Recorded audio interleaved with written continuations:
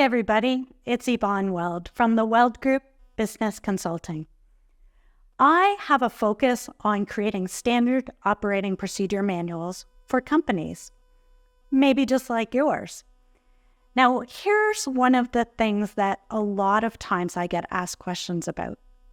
How do I even know what a process is versus just something everybody commonly knows? Let me give you an example of a process that I developed. So, I started out by creating a list of all of my time wasters, my inefficiencies, the things that were driving me crazy in my business. And then I took each individual one and created a process so that it would no longer be a time waster. It would no longer frustrate me. I'll take that one step further and give you an exact example of what I mean.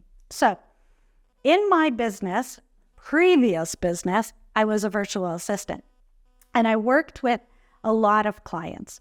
And what would happen is I'd be working on a file for one client and another client would call me or email me and I'd get distracted and I'd move on to that other client. And I knew one of my time wasters was the amount of time I lost focus, went and did something, and then had to gain my focus back and even remember where I was in a project.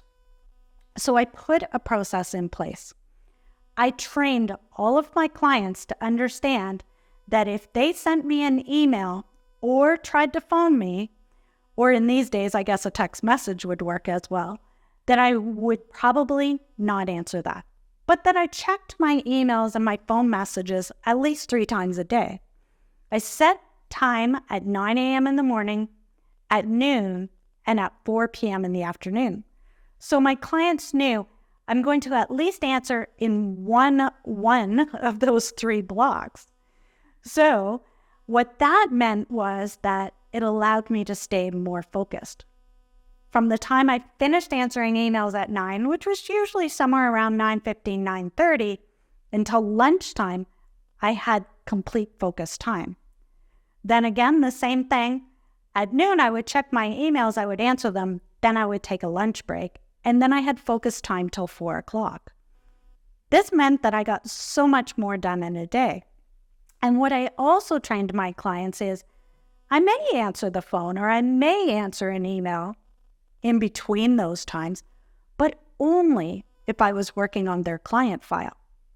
And the reason for this was because I was dedicating my time to them as a client. And they wouldn't want me to be dedicated to the time working on their file and then answer someone else's email. And the thing was, they all understood, they all got it. Because from their perspective, they wanted focus time when they were the one that was paying for my time, and they would respect when they weren't being paid or weren't paying me for my time, that I was focusing on another client. Here's how I took it one step further.